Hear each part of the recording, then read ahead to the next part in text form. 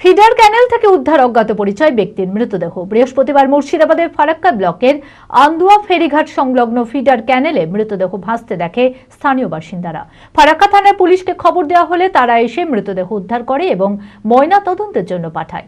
মৃতদেহের কোনো পরিচয় এখনো পর্যন্ত জানা যায়নি। মানসিক স্বাস্থ্যের জন্য সবার আগে যে নামটি মনে ভেসে ওঠে, সুস্থ মনের ঠিকানা মনোবীক্ষণ। যোগাযোগ নাম্বার 7477799516। বৃহস্পতিবার মুর্শিদাবাদের ফারাক্কা ব্লকের আন্দুয়া ফেরিঘাট সংলগ্ন ফিডার ক্যানেলে মৃতদেহ ভাসতে দেখেন স্থানীয় বাসিন্দারা। তড়িঘড়ি খবর দেওয়া হয় ফারাক্কা থানার পুলিশকে। খবর পেয়ে ঘটনাস্থলে পৌঁছায় ফারাক্কা থানার পুলিশ ও মৃতদেহ উদ্ধার করে ময়না তদন্তের জন্য পাঠায়। মৃত ব্যক্তির কোনো পরিচয় এখনো পর্যন্ত জানা যায়নি। স্থানীয়রা প্রাথমিক অনুমান করছেন যে পার্শ্ববর্তী রাজ্য ঝাড়খণ্ড থেকে ওই মৃতদেহ ভেসে আসতে পারে।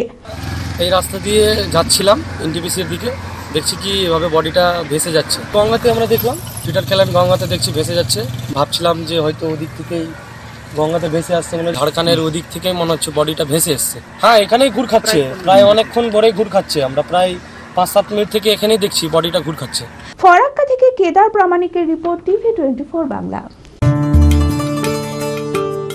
মুর্শিদাবাদ খাদি মেলা 2024। খাদি চিরন্তন, খাদি পরম্পরা, খাদি ঐতিহ্যবাহী, খাদি সবার সেরা।